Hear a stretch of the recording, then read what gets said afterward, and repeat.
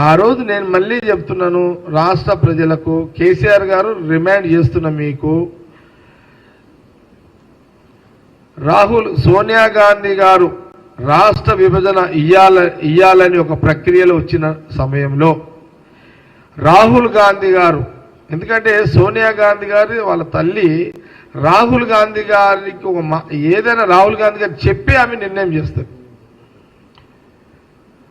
అయితే రాష్ట్ర విభజన సందర్భంలో రాష్ట్ర విభజన జరగాలి, తెలంగాణ ప్రజలు కోరుకుంటున్నారు, ఇక ఇద్దాము అని ఒక చర్చ జరుగుతున్న క్రమంలో ఆ రోజున రాహుల్ గాంధీ గారు సోనియా గాంధీ గారు రాహుల్ గాంధీ గారిని అడిగితే రాహుల్ గాంధీ గారు స్వయంగా తెలంగాణ ప్రజల కాంక్ష నెరవేరుస్తాము, ఇచ్చేయండి అని రాహుల్ గాంధీ గారు తెలంగాణ ఇవ్వండి అని సోనియా గాంధీ గారు చెప్పిన తర్వాతనే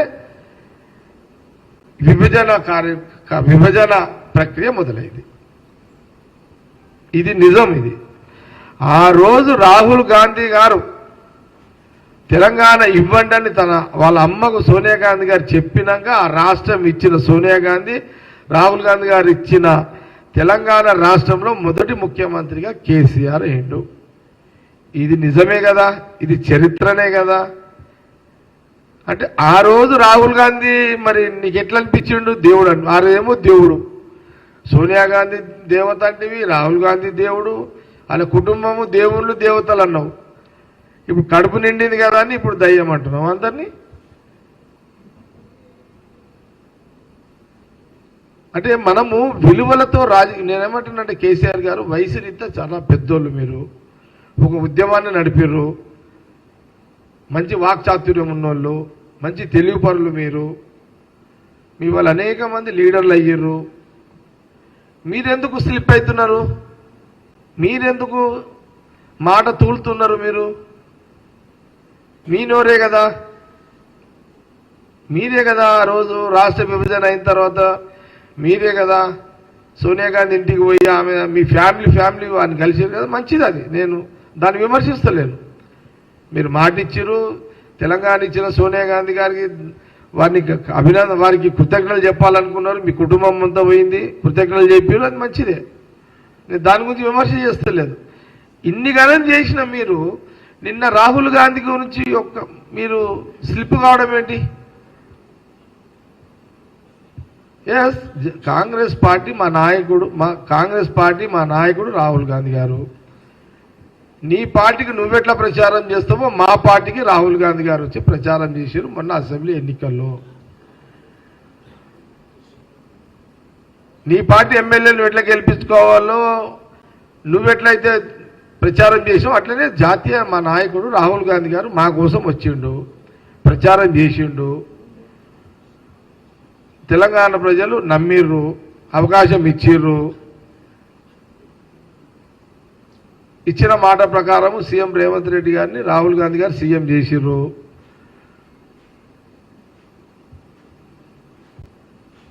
డబ్బులు లేకపోయినా రాష్ట్ర ఖజానా మీరు పుల్లగొట్టినా ఆ ఖజానాన్ని సవరించుకుంటూ పరిపాలన కొనసాగిస్తుండు. దీని మీద మళ్ళీ రేపు మాట్లాడతా. ఈరోజు టాపిక్ ఓన్లీ దీని మీదనే. మీరు రాహుల్ గాంధీ గారి గురించి అనుచిత వ్యాఖ్యలు, తొందరపడి మాట్లాడ బేషరతుకి క్షమాపణ చెప్పాలని కాంగ్రెస్ పార్టీ కేసీఆర్ గారిని మీడియా ద్వారా కోరుతున్నది. కేసీఆర్ అంటే నాకు మంచి గౌరవము. కేసీఆర్ అంటే కూడా ఒక మంచి పరిపూర్ణత చెందిన నాయకుడే. కానీ పరిపూర్ణత చెందిన నాయకుడు రాహుల్ గాంధీ గారి గురించి మాట్లాడడం వల్ల మీరు దిగజారిపోయారు అనేది నా భావన. ఇంత ఈ వయసులో కూడా దిగజారు రాజకీయాలు కేసీఆర్ గారికి అవసరమా?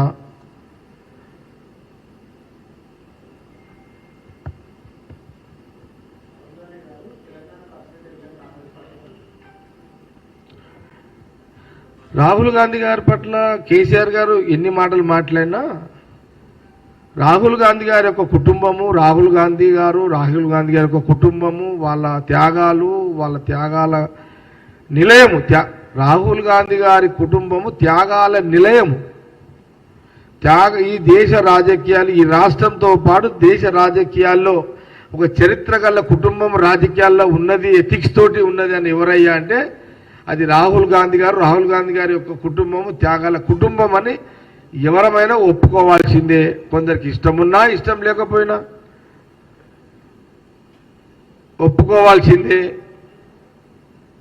ఆనాడు బ్రిటిష్ వాళ్ళు పరిపాలిస్తున్న క్రమంలో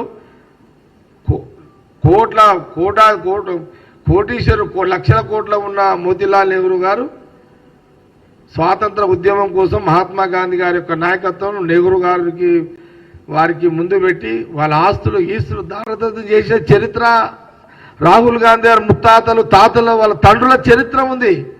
ఆ చరిత్రని కేసీఆర్ గారు నోరు రానంత మాత్రాన పోదది.